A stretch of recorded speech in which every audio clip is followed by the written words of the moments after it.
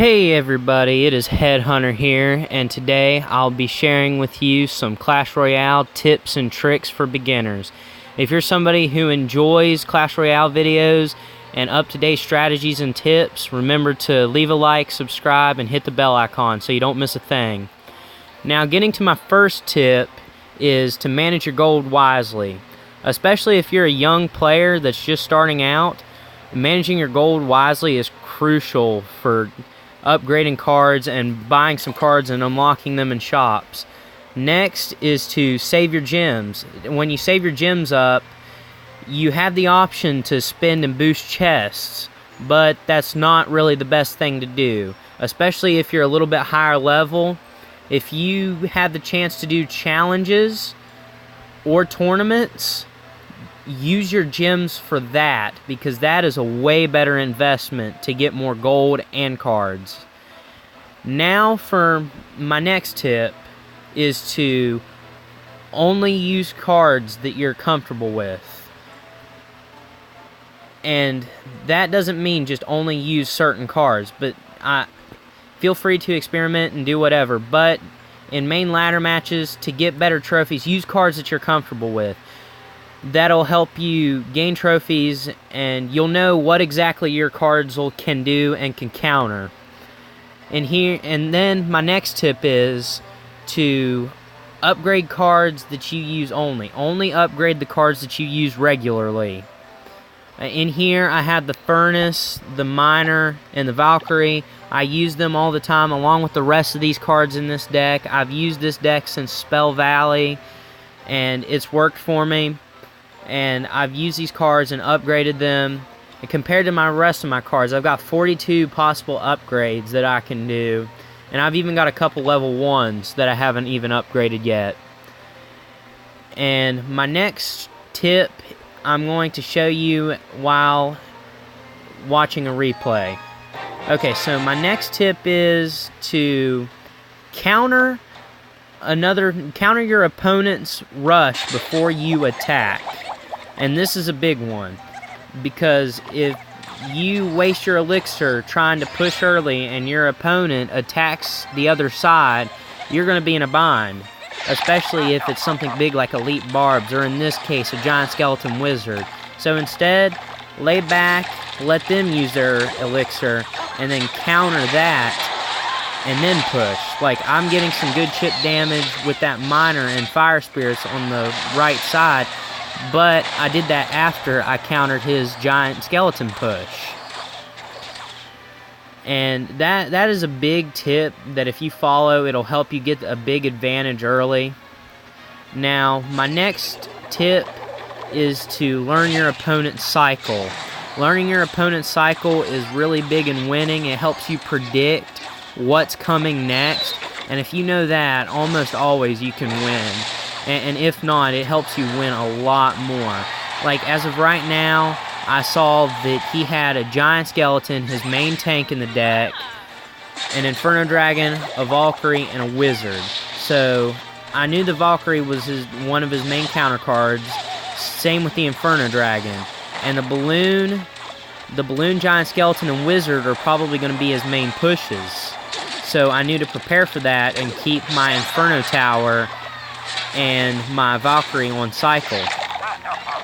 Now here I dropped my Inferno Tower to deal with it, and then my Skeleton Army, I'm pretty sure, after the Goblin Barrel.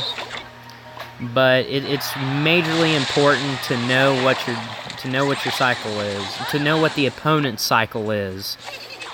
It just helps you counter the opponent each time he tries to push.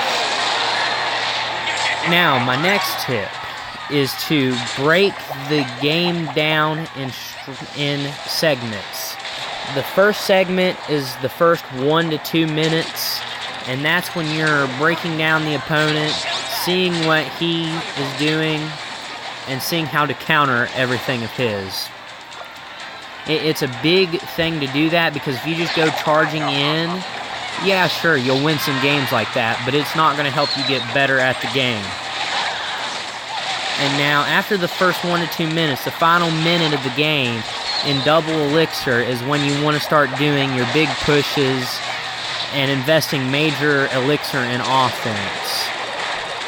And that is, and then when you're in overtime is when you want to finish it off and you want to go for the win. But you also don't want to risk it. Now I'm going to switch to a different replay and tell you a couple more tricks and tips. Okay, so the next replay is starting, and now my next tip is to don't rush early in matches. I've played against so many different people that have rushed against me in the beginning of matches, and I'm sure you have too. And if you counter them, it doesn't normal. If you counter them early and elixir efficiently, then it usually doesn't end very good for them at the end. Especially if you're investing 8 or 9 elixir in a surprise push at the beginning, and they counter it with 3 or 4 elixir. That can get you to lose a game early. Unless you have a deck that's specifically built to do that and get damaged quickly, I would not recommend that at all. And it can cost you the game or it can win you the game. But really, if you want to get better, I really recommend not doing it. Okay, so my next tip is to stay as elixir efficient as possible. This one is kind of a branch off of other tips I've given you. If you stay elixir efficient and have the other opponent waste their elixir on having to use spells and stuff, you'll have an advantage. I'm not going to say you'll more than likely win with this tip, because it all depends on how you play the rest of the game, but it'll give you a little advantage over your opponent. Now, my next tip is to slowly build up pushes. Like that guy just did there. He started with the golem in the back. He did a good trying to build up the push. Sadly, I had the Inferno Tower Furnace cycled, so my 2 defensive buildings in this deck countered his major push, and it worked out for me in the long end. But pushes like that usually work against other people, especially if you're not expecting it and don't have a big defensive deck. And then my next tip is to not always go for the 3 crown win. And the reason I'm saying this is because, yeah, you want to go for the 3 crown win, you want to end the game early, but it's not the best thing to do. Here, I start trying to chip away at the left tower. He ends up wasting his tornado, which is good because he's putting elixir into stopping me pushing the other side, which is really good, speaking that he's in a big deficit trying to come back. And I end up winning this game by stalling out the clock. And in my last replay, it's an even better example where I pushed and got the left tower down to 100 HP. And pushing left with the HP advantage is major. Even at my level, the Princess Tower is a little over 3,000, and the King Tower is 4,824.